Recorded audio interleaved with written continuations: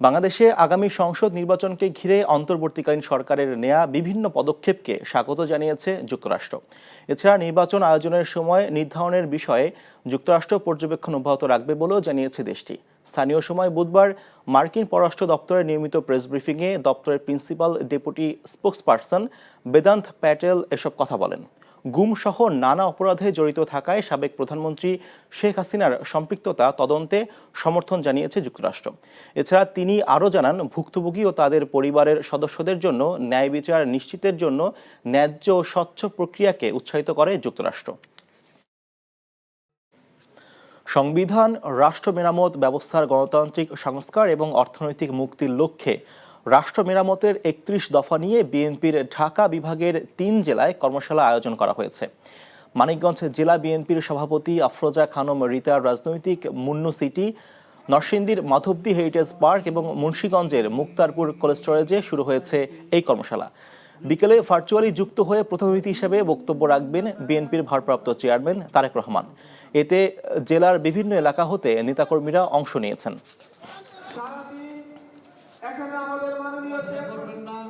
সামনে ঘোরাফেরা করবেন না।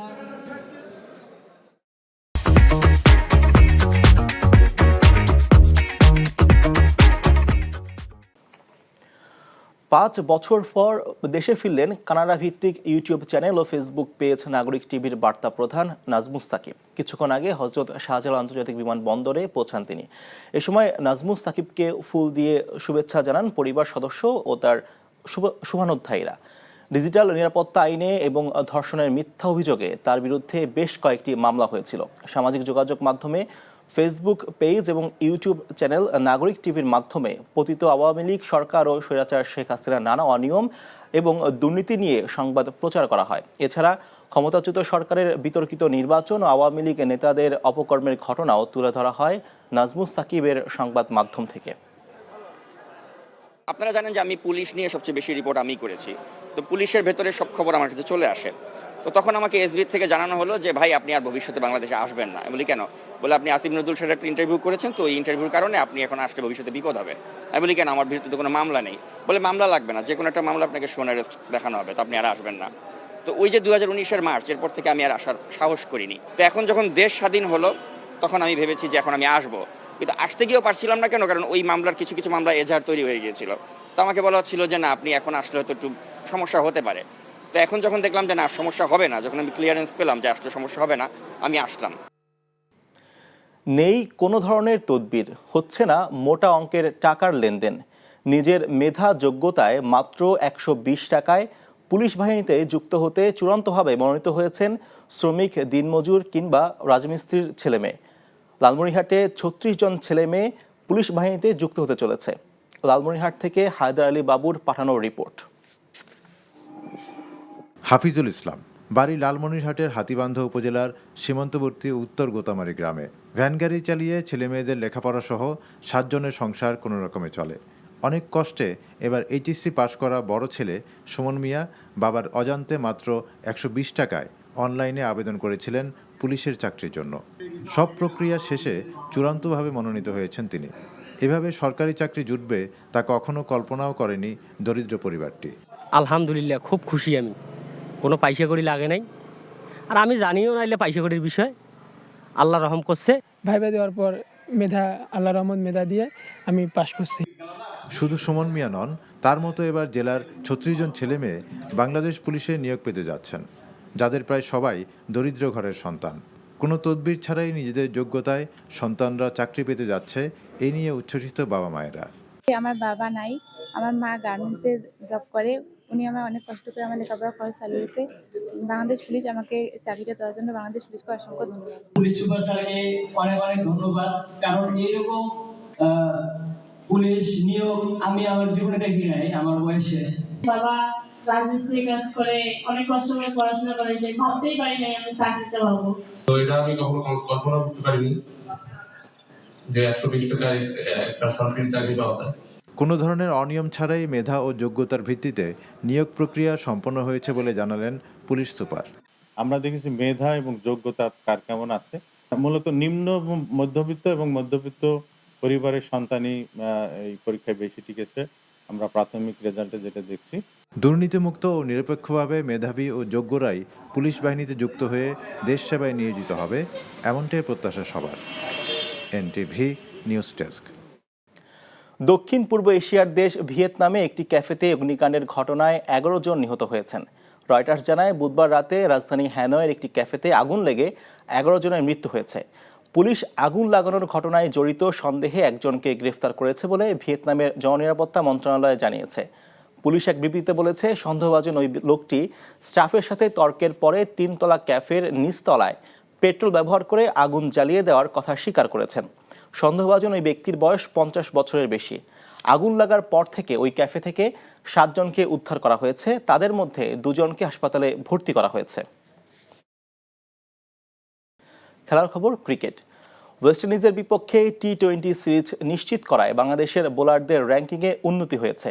আইসিসির হালনাগাদ করা বোলিং র্যাঙ্কিংয়ে দেখা গেছে 18 ধাপ উন্নতি হয়েছে মেহেদী হাসানের। ক্যারিবীয়দের বিপক্ষে প্রথম 2 ম্যাচে 6 উইকেট নিয়ে বর্তমানে 23তম স্থানে অবস্থান করছেন এই স্পিনার। পেছনে ফেলেছেন কেশব মহারাজ, হারিস রৌফ, মার্কো জ্যানসেন, মুজিবুর রহমানের মতো বোলারদের। প্রথম টি-20 জয়ের অন্যতম জয়ের নায়ক হাসান মাহমুদেরও ব্যাপক উন্নতি হয়েছে। 38 ধাপ এগিয়ে 48 অবস্থান করছেন এই পেসার। উন্নতি হয়েছে দ্বিতীয় টি-20তে 3 উইকেট শিকার করা তাসকিন আহমেদের। বর্তমানে 18 অবস্থানে আছেন তাসকিন। পেছনে পড়েছেন মুস্তাফিজুর রহমান। 2 ধাপ পিছিয়ে 19তম স্থানে তিনি। শীর্ষে আছেন ওয়েস্ট ইন্ডিজের স্পিনার আকিল হোসেন। আগামী জাতীয় নির্বাচন নিয়ে নির্দিষ্ট সময়সীমা উল্লেখ না থাকায় প্রধান উপদেষ্টা ডক্টর ইউনূসের বক্তব্যকে অস্পষ্ট বলেছেন বিএনপি মহাসচিব মির্জা ফখরুল ইসলাম আলমগীর। গুলশানের সংবাদ সম্মেলনে তিনি বলেন, জাতীয় নির্বাচন নিয়ে প্রেস সচিবের বক্তব্য প্রধান উপদেষ্টার বক্তব্যের বিরোধী। মির্জা ফখরুল জানান, বিএনপি চেয়ারপারসন খালেদা জিয়ার শারীরিক অসুস্থতার কারণে আগামী 21শে ডিসেম্বরের মুক্তিযোদ্ধা সমাবেশ স্থগিত করা হয়েছে। বিস্তারিত ইফতেখার রেজার রিপোর্টে। বিএনপির স্থায়ী কমিটির বৈঠকের বিভিন্ন বিষয়ে দলের চেয়ারপারসনের গুলশান কার্যালয়ে সংবাদ সম্মেলন করেন বিএনপি মহাসচিব। বলেন, আগামী জাতীয় নির্বাচনের সম্ভাব্য সময়সীমা নিয়ে প্রধান উপদেষ্টা এবং তার প্রেস সচিবের বক্তব্য স্পষ্ট নয়। প্রফেসর ডক্টর মোহাম্মদ ইউনূসের ভাষণে নির্বাচন সংক্রান্ত বক্তব্য একেবারেই অস্পষ্ট। তার বক্তব্যে নির্বাচনের একটি সম্ভাব্য সময়ের কথা বলা হলেও নির্বাচনের কোনো রোড ম্যাপ নির্দিষ্ট সম্পর্কে কোনো সুনির্দিষ্ট বক্তব্য রাখা হয়নি।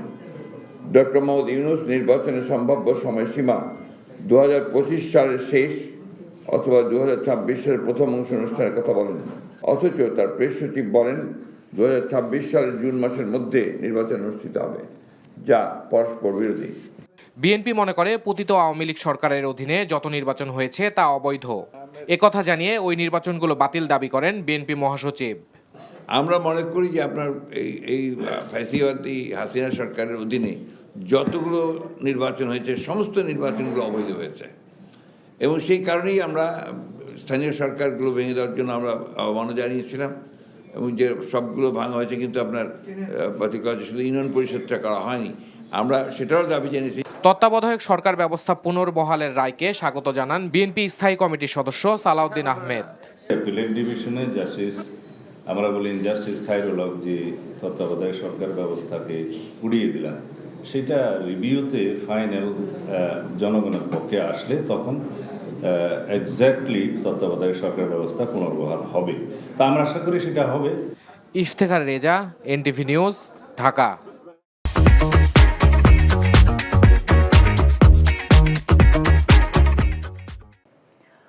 জুলাই আগস্ট গণহত্যায় ইন্টারনেট বন্ধের নির্দেশ দিয়েছিল শেখ হাসিনা, আর তা বাস্তবায়ন করেন জুনায়েদ আহমেদ পলক।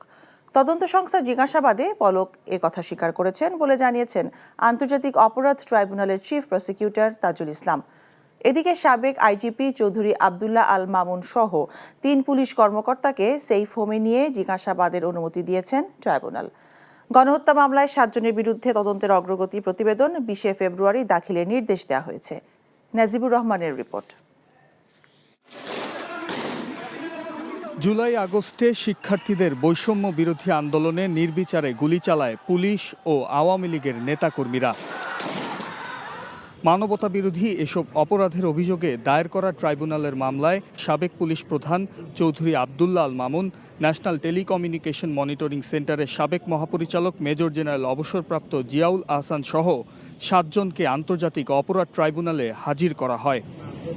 গণহত্যার মামলায় তদন্তের অগ্রগতি রিপোর্ট তুলে ধরার দিন ধার্য করা থাকলেও প্রসিকিউশন টিম তদন্ত শেষ করতে 2 মাসের সময় বাড়ানোর আবেদন সহ সাবেক আইজিপি মামুন সহ 3 পুলিশ কর্মকর্তাকে জিজ্ঞাসাবাদের অনুমতি প্রার্থনা করেন। ট্রাইব্যুনাল 3 আসামিকে জিজ্ঞাসাবাদ করার অনুমতি দেন।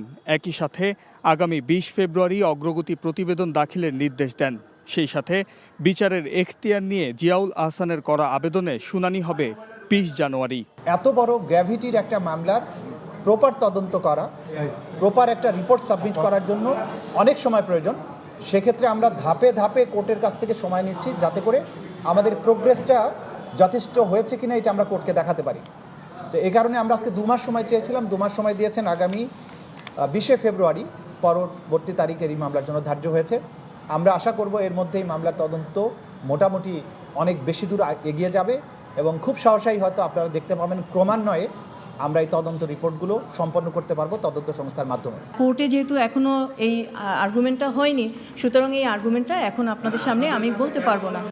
চিফ প্রসিকিউটর সাংবাদিকদের জানান, জিজ্ঞাসাবাদে জুনায়েদ আহমেদ পলক স্বীকারোক্তি দিয়েছে যে জুলাই আগস্ট আন্দোলনে শেখ হাসিনার নির্দেশেই ইন্টারনেট বন্ধ করা হয়। জুলাই আগস্টের এই অভ্যুত্থান চলাকালীন সময়ে ইন্টারনেট বন্ধের যে নাটক করা হয়েছিল, তদানীন্তন প্রধানমন্ত্রী এবং এই মামলাগুলোর প্রধান আসামি শেখ হাসিনার নির্দেশে সরাসরি প্রধানমন্ত্রীর কাছ থেকে নির্দেশনা আসার পরে তথ্য প্রতিমন্ত্রী নির্দেশ দিয়ে আইআইজি ইন্টারন্যাশনাল ইন্টারনেট গেটওয়ে, এই গেটওয়েদের একটা হোয়াটসঅ্যাপ গ্রুপ খোলা হয়।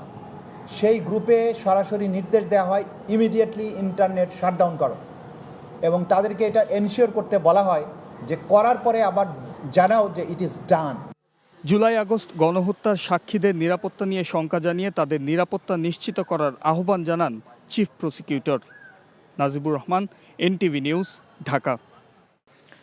টিউলিপ সিদ্দিক এবং তার পরিবারের সদস্যদের বিরুদ্ধে 4 বিলিয়ন পাউন্ড পর্যন্ত ঘুষ নেওয়ার অভিযোগের তদন্ত করা হচ্ছে বলে এক প্রতিবেদন প্রকাশ করেছে যুক্তরাজ্যের সংবাদ মাধ্যম ডেইলি মেইল। টিউলিপের জন্মভূমি বাংলাদেশে একটি পারমাণবিক বিদ্যুৎ কেন্দ্রের চুক্তির সঙ্গে জড়িত কথিত অর্থ আত্মসাতের অভিযোগে তার বিরুদ্ধে তদন্ত করা হচ্ছে। বাংলাদেশের দুর্নীতি দমন কমিশন টিউলিপ সিদ্দিক, তার যুক্তরাজ্যে বসবাসকারী মা শেখ রেহানা সিদ্দিক এবং তার খালা বাংলাদেশের ক্ষমতাচ্যুত সাবেক প্রধানমন্ত্রী শেখ হাসিনার বিরুদ্ধে তদন্ত শুরু করেছে। 2013 সালে হাসিনা এবং রাশিয়ার প্রেসিডেন্ট ভ্লাদিমির পুতিন টিউলিপ সিদ্দিকের উপস্থিতিতে ক্রেমলিনের অভ্যন্তরে একটি চুক্তি স্বাক্ষর করেছিলেন। সেখানে টিউলিপ সিদ্দিক মোট $10 বিলিয়ন পারমাণবিক চুক্তির দালালি করতে সহায়তা করেন। অর্থনীতির নাজুক পরিস্থিতি সামলাতে না পারলে নির্বাচিত সরকারকেও কঠিন পরিস্থিতিতে পড়তে হবে বলে মন্তব্য করেছেন IMF এর ডেভেলপমেন্ট ম্যাক্রো ইকোনমিক্স প্রধান ক্রিস পাপাজর্জিও। সচিবালয়ে IMF এর প্রেস ব্রিফিংয়ে তিনি এই মন্তব্য করেন। IMF এরও সীমাবদ্ধতা আছে উল্লেখ করে তিনি বলেন, বাংলাদেশ সরকার অতিরিক্ত যে $750 মিলিয়ন চেয়েছে সে বিষয়ে পর্যালোচনা করে সিদ্ধান্ত নেওয়া হবে। মূল্যস্ফীতি না কমায় বাংলাদেশ অতিরিক্ত চাপে আছে জানিয়ে তিনি নীতি পরিবর্তনের পরামর্শ দেন। এই ব্যাপারে সংস্থাটি সহযোগিতা করবে বলেও জানান। IMF এর কোনো রাজনৈতিক উদ্দেশ্য নেই উল্লেখ করে পাপাজর্জিও দরিদ্র মানুষ যেন খাবার সহ নিত্য প্রয়োজনীয় পণ্য সহজে কিনতে পারে সে ব্যাপারে সরকারকে দ্রুত ব্যবস্থা নেওয়ার আহ্বান জানান। আমরা লক্ষ্য করেছি মূল্যস্ফীতি যেভাবে কমার কথা ছিল তা হয়নি। বিশেষ করে খাদ্য মূল্যস্ফীতি অনেকটাই বেশি। এটা বাড়তে থাকলে ভবিষ্যতে সংকট আরও বাড়বে। এই বছর $1.3 বিলিয়ন দেয়া হয়েছে। ADB বিশ্বব্যাংকও সহায়তা করছে বাংলাদেশকে। যদিও বাংলাদেশ অতিরিক্ত আরও অর্থ চেয়েছে, তবে আমাদের সেক্ষেত্রে আরও হিসেব নিকেশ করে সিদ্ধান্ত নিতে হবে। Food inflation.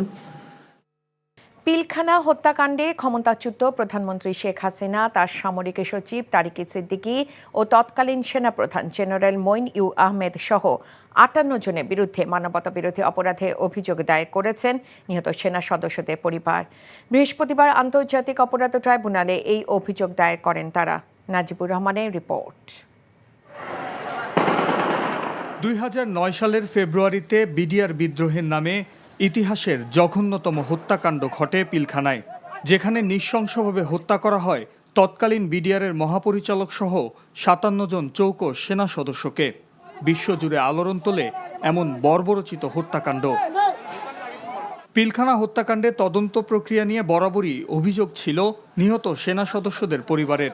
বৃহস্পতিবার মানবতা বিরোধী অপরাধের অভিযোগ এনে আন্তর্জাতিক অপরাধ ট্রাইব্যুনালে অভিযোগ দায়ের করেছেন শহীদ সেনা কর্মকর্তাদের পরিবার।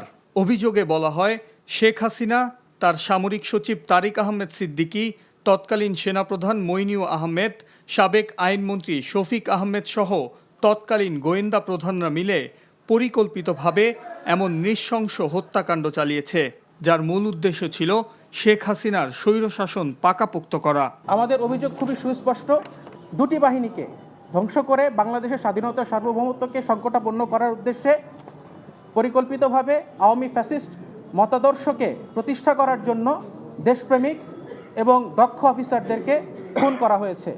তাদের লাশে আগুন দেওয়া হয়েছে, বেয়নেট দিয়ে খুঁচিয়ে তাদের লাশকে ক্ষতবিক্ষত করা হয়েছে, তাদের এবং তাদের পরিবারকে আটক করে জিম্মি করা হয়েছে, লুটপাট চালানো হয়েছে, তাদের উপর আঘাত করা হয়েছে। এই সব কিছুই মানবতা বিরোধী অপরাধ হিসেবে গণ্য হয়। নিহত বীর সেনা কর্মকর্তাদের পরিবার চান অন্তর্বর্তীকালীন সরকারের আমলেই এমন ঘটনার কুশীলবদের বিচার। এই বিচারে যেন সত্যতা বের হয়ে আসে এবং জনসমক্ষে। আমরা আজও জানি না, আমাদের সন্তানরাও জানে না যে কি কারণে ওনাদেরকে হত্যা করা হয়েছে। আমরা আইন পড়েছি একমাত্র একটা কারণেই, যে আমাদের বাবার বিচার আমরা চাই এবং আমাদের বাবার বিচার করে ছাড়বো। একটাই অপরাধ ছিল তাদের, জানেন কি? তারা বাংলাদেশকে ভালোবাসতো, বাইরের শত্রু থেকে দেশকে রক্ষা করত। আর ওদের ষড়যন্ত্রে আমার বাবা এবং মা এবং বাকি সব অফিসার এটা শিকার, হত্যার শিকার। বিডিআর বিদ্রোহের ঘটনার পুনরায় তদন্ত চেয়েছেন নিহত সেনা কর্মকর্তাদের পরিবার। Najibur Rahman, NTV news, Dhaka. আগামী জাতীয় নির্বাচনে আওয়ামী লীগের অংশগ্রহণে কোনো বাধা দেখছেন না নির্বাচন সংস্কার কমিশনের প্রধান ডক্টর বদিউল আলম মজুমদার। দুপুরে রংপুর জেলা প্রশাসকের কার্যালয়ে নির্বাচন ব্যবস্থা সংস্কার নিয়ে স্থানীয় প্রশাসন, রাজনৈতিক দল ও সুশীল সমাজসহ বিভিন্ন স্তরের মানুষের সঙ্গে আলোচনা শেষে সাংবাদিকদের এসব কথা বলেন তিনি। বলেন, অংশগ্রহণমূলক নির্বাচন ব্যবস্থা চালুর জন্য সংস্কার কমিশন কাজ করছে। সকল রাজনৈতিক দলসহ অংশীজনদের সাথে আলাপ আলোচনা শেষে আগামী 31 ডিসেম্বরের মধ্যে প্রধান উপদেষ্টার কাছে সংস্কার প্রস্তাব পেশ করা হবে বলেও জানান কমিশনের প্রধান।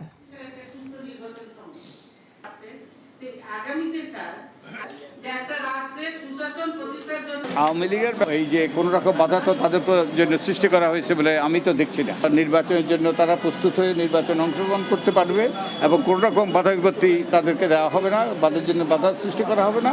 সেরকম আমরা একটা নির্বাচন চাই। ইজতেমা ময়দানে হত্যাকাণ্ডে জড়িত কাউকে ছাড় দেয়া হবে না জানিয়ে ষষ্ঠ উপদেষ্টা অবসরপ্রাপ্ত লেফটেন্যান্ট জেনারেল মোহাম্মদ জাহাঙ্গীর আলম চৌধুরী বলেন, 31 তারিখে জুবায়েরপন্থীদের ইজতেমা অনুষ্ঠিত হবে। দুপুরে মুন্সিগঞ্জ জেলা আইনশৃঙ্খলা ও সার্বিক পরিস্থিতি নিয়ে জেলার কর্মকর্তাগণের সাথে মতবিনিময় সভা শেষে তিনি এসব কথা বলেন। উপদেষ্টা বলেন, শুধু নির্বাচন নয়, যে কোনো কিছুর জন্য পুলিশ প্রস্তুত রয়েছে। ইজতেমা ময়দানে নিষেধাজ্ঞা খুব তাড়াতাড়ি উঠে যাবে বলেও জানান ষষ্ঠ উপদেষ্টা। অনুষ্ঠানে জেলা পুলিশ, সেনাবাহিনী, র্যাব, ফায়ার সার্ভিস ও উপজেলা প্রশাসনের কর্মকর্তারা উপস্থিত ছিলেন।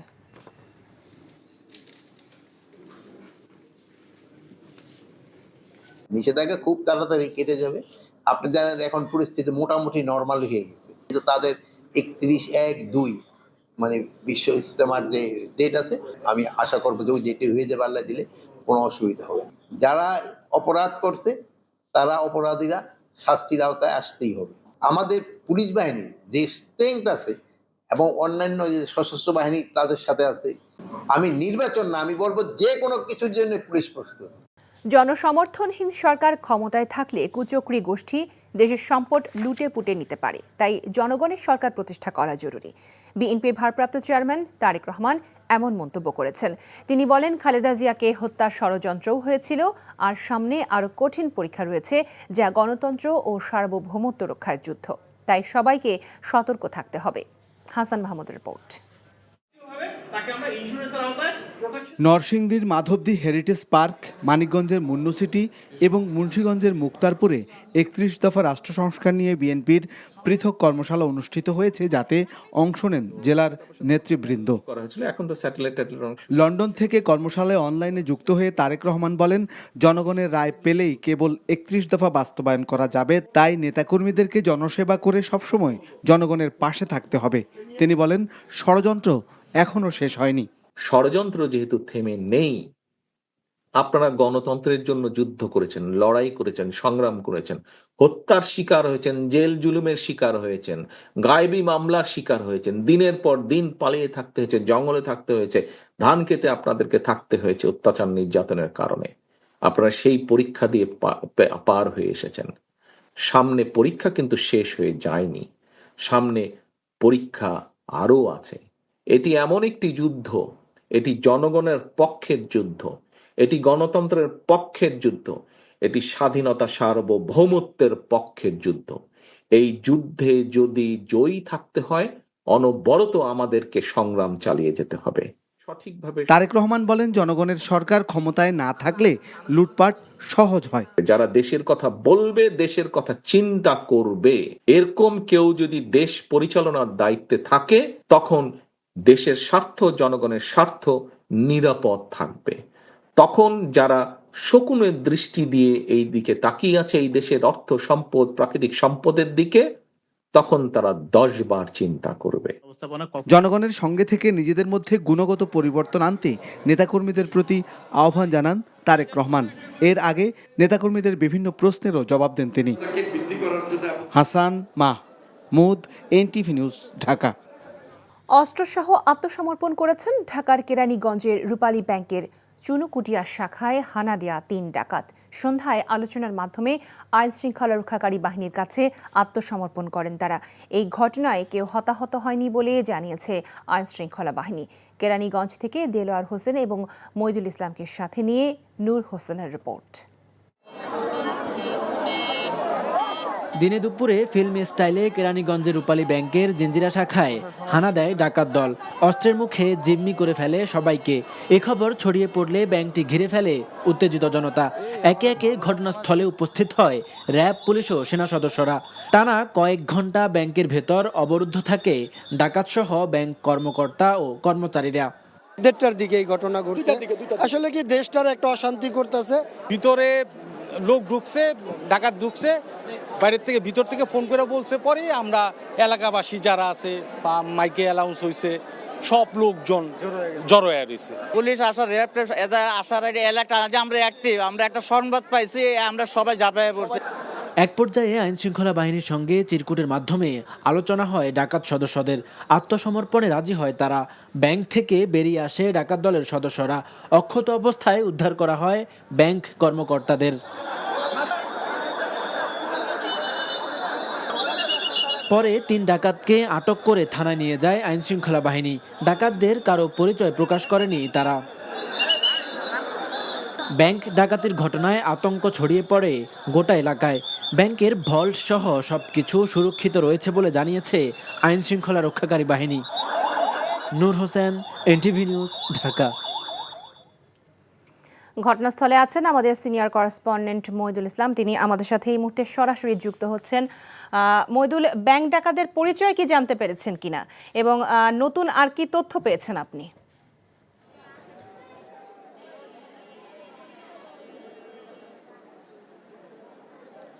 হ্যাঁ, নতুন তথ্য বলতে রূপালী ব্যাংকের জিএম কিছুক্ষণ আগে যে ব্যাংকে ডাকাতির ঘটনার চেষ্টা হয়েছিল সেই শাখা থেকে বের হয়েছিল এবং তিনি গণমাধ্যমের সাথে কথা বলেছেন। তিনি জানিয়েছেন যে বেলা 2টার পরে 3 জন ডাকাত তারা গ্রাহক সেজে এই ব্রাঞ্চে তারা প্রবেশ করে এবং তারা ওখানকার যারা 10 জন কর্মকর্তা এবং কর্মচারী ছিল তাদেরকে জিম্মি করেছিল এবং জিম্মি করেছে মূলত খেলনার পিস্তল দিয়ে, এমনটাই জানিয়েছে। তো জিম্মি করার পরে তারা নগদ অর্থ দাবি করে এবং এরপরে আসলে ব্যাংকের কর্মকর্তারা সেখানে এলাকাবাসীকে খবর দেয় ফোনে এবং এলাকাবাসীর জড়ো হয় এবং জড়ো হওয়ার পরেই মূলত আইন শৃঙ্খলা রক্ষাকারী বাহিনীর সদস্যরা আসে বাংলাদেশ সেনাবাহিনীর সদস্যরা এবং কিছুক্ষণ আগ পর্যন্ত এখানে সেনা সদস্যদের সেনা সদস্যরা মোতায়েন ছিল এখানে, কিন্তু তারা এখন এই মুহূর্তে চলে গেছে। এবং আর রাত 8টার দিকে পুলিশের পক্ষ থেকে একটি আনুষ্ঠানিকভাবে ব্রিফ করা হবে এবং ব্রিফের পরে আসলে মূলত এই যে যারা ডাকাত এসেছিল তাদেরকে তাদের পরিচয়ের ব্যাপারে কথা বলবে এবং তারা আসলে টোটাল ঘটনাটাই মূলত তখন ব্রিফ করবে। এবং এখন পর্যন্ত এখানকার যে রূপালী ব্যাংকের যে জিএম তিনি যতটুকু জানিয়েছেন যে এই ঘটনায় কোনো হতাহতের ঘটনা ঘটেনি এবং কোনো আর্থিকভাবে কোনো ক্ষয়ক্ষতি হয়নি ব্যাংকে, এই পর্যন্ত আমাদেরকে জানিয়েছে। লোপা। ইজতেমা মাঠকে কেন্দ্র করে উদ্ভূত পরিস্থিতি নিয়ন্ত্রণে কড়া নিরাপত্তা ব্যবস্থা নিয়েছে ঢাকা মহানগর পুলিশ। আর মাওলানা সাদপন্থীদের নিষিদ্ধ করার দাবি জানিয়েছে বৃহত্তর উত্তরা সর্বোচ্চ উলামা আইম্মা পরিষদ। অপরদিকে তাবলিগের 2 গ্রুপের হামলা ও হত্যা পরিকল্পনায় জুবায়েরপন্থীদের বলে অভিযোগ সাদপন্থীদের। এদিকে তাবলিগ জামায়াতে হামলা ও হত্যার ঘটনায় সুষ্ঠু তদন্ত ও দোষীদের বিচার দাবিতে ঢাকাসহ বিভিন্ন জেলায় বিক্ষোভ করেন জুবায়েরপন্থীরা। আবির আহমেদের রিপোর্টে দেখুন বিস্তারিত। বুধবার ভোররাতে বিশ্ব ইজতেমা ময়দানের দখল নিয়ে সংঘর্ষ ও নিহত হওয়ার ঘটনার জেরে টঙ্গী ইজতেমা এলাকা এবং এর আশেপাশে জারি করা 144 ধারা বলবৎ রয়েছে। মাওলানা সাদ ও জোবায়েরের অনুসারীরা মাঠ ছেড়ে দেয় তুরাগ নদীর তীর এখন ফাঁকা।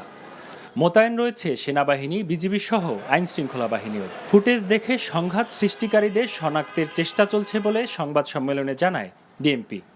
আমরা বিষয়টির উপর নজর রাখছি এবং যদি কোনো আসামি আমাদের এলাকায় থেকে থাকে, ঢাকা মেট্রোপলিটন এলাকার মধ্যে থেকে থাকে, তবে সেক্ষেত্রে আমরা প্রয়োজনীয় ব্যবস্থা গ্রহণ করব। আমাদের অতিরিক্ত ফোর্স মোতায়েন করা হয়েছে সংশ্লিষ্ট এলাকায়, এছাড়া গোয়েন্দা নজরদারি বাড়ানো হয়েছে।